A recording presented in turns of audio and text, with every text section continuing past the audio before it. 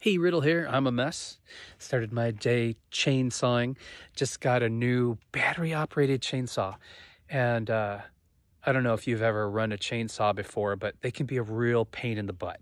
Between the various oils and liquids and complications that are involved, the noise, and elderly gentleman up the street who I have a lot of respect for because he's just a powerhouse at like almost 80. For Father's Day, got a battery operated chainsaw and he was just bragging it up to everybody. So I bought a small one to try it out that was on sale at Home Depot. And I have to tell you, battery operated chainsaws are amazing. I'm really shocked at all you have to put in it is bar chain oil. I'm also shocked that how quiet it is and how safe it is and how simple it is. So investigate it on your own. The most expensive part is the battery, but the battery life is amazing. And I didn't buy a new battery. I had a stack of batteries from my old DeWalt tools, and it's amazing. So today's lesson, garden lesson, I believe that everything that we need to learn in life, you can learn while growing a garden and growing food. We are in almost mid-November. Today's November 11th. I planted these 4 or 5 weeks ago. This is my winter crop of leafy green vegetables. Yeah, I do live in a part of the country that I can grow at least the leafy green vegetables through the winter months.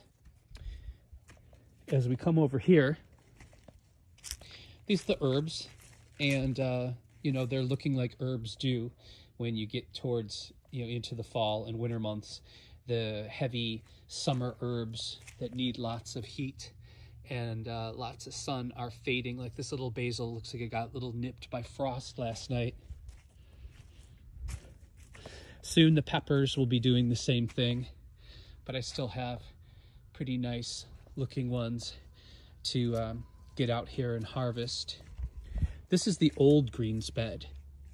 Now this has been going all summer long, but as you can see, I've allowed it to go to seed. So I have continuous seed supply that I don't have to pay money for. I'll save these and mark them, make sure they're thoroughly dry, and then I don't have to buy seeds, which is awesome. This bed will get all dug up. And then, of course, because we've got a 4-week greens garden over there, which are almost baby greens, we have our old greens here that are being eaten daily and are going to seed and will be gone soon. Along with, this is another good example that's in between the bed that's burned out and the baby greens. This is my bed that I seeded on Halloween. I seeded it on Halloween because it was actually warm here, and it was a full moon. And there's a lot of science and a lot of superstition that says planting seeds during a full moon is really great for germination because of the gravitational pull from the moon. So these, see, that was the 31st, and today's the 11th. Do the math, almost 2 weeks we got here. So what I'm trying to show you is if you really want to feed yourself and you want to have a prolific garden, you have to have a constant schedule that runs about every 3 to 4 weeks of reseeding, transplanting, harvesting, and then choosing X amount of plants that you're going to either pull out, eat and pull out, or allow to go to seed so you never have to buy seed. I hope that makes sense. Now, how we would apply this to a life situation is that many people wait for life to happen to them. And I have a lot of friends, because of the coronavirus, that suddenly their lives, just especially financially, became so critical. And what I tried to tell them is it's not that 100% true that it was because of the virus that you were so vulnerable. It was that you were choosing to live on the edge. You were choosing to have no savings. You were choosing to work a substandard job. You were choosing to keep yourself vulnerable, thinking that life was just going to go along merrily and you would always have just enough. But if you're in tune to the wisdom of nature and the wisdom of the garden, that's not the way it works. That's not how plants and animals survive. You always have to be prepared. You always have to be working on a surplus and planning for the future so that you have a constant stream of food or a constant stream of savings as that cushion. So if something fails, you don't starve. Gardening is not a hobby. People often look at it as some, geriatric activity.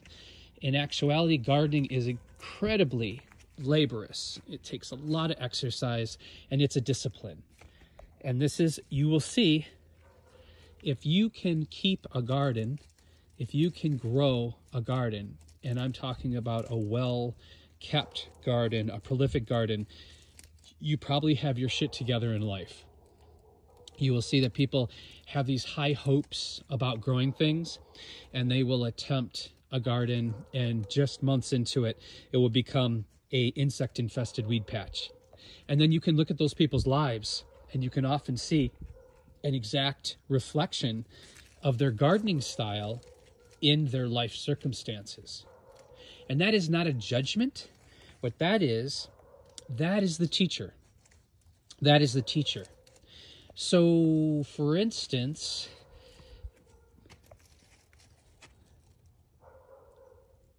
the lesson here, there's so many lessons just looking at this patch of baby greens. One thing is, I overplanted seeds, and I planted them very close together. I've overwhelmed myself because all of these now need to be transplanted 6 to 8 inches apart. I'm one person. I've got another job and other things to do. So now I have to follow through with my responsibility of what I've created or overcreated, or all of these baby greens are going to be stunted and they're going to bolt or start to seed before they reach their full maturity. So my lesson here is it's about problem solving, and it's about intelligence. The lesson here is, don't overplant. You don't really need these many seedlings. That's my own insecurity. That's an insecurity. That's an old wound that I need to heal and learn from. Number 2, maybe I shouldn't be afraid to ask for help. Maybe I should reach out to some of the other people in my life that benefit from this food and not take this full responsibility, this bounty on myself, and accept the fact that this is actually a good thing with proper management. So that's a more positive way of looking at this. But do you see where I'm getting at? Where this rather simple process of gardening and growing things can teach you so much about your strengths and weaknesses in life. I mean, maybe I have a problem with asking people for help. Or maybe I have people in my life that I can't ask for help. Maybe my life is full of people that aren't reliable. The garden and growing things can teach you so much, my friends. So much about maturity, responsibility, and taking care of yourself. Taking care of yourself and managing your life in a way that is correct. Manage yourself in a way that is productive, managing yourself in a way that is just brings so much more security and so much more fairness. It really removes the excuses and the self-victimization, because you're able to, you're able to take it outside of yourself, to depersonalize it somewhat. You're diffusing it by looking at it through the lens of nature and through the lens of growing something. So I'm going to leave you with that today, and we will come back to the garden very soon for another lesson.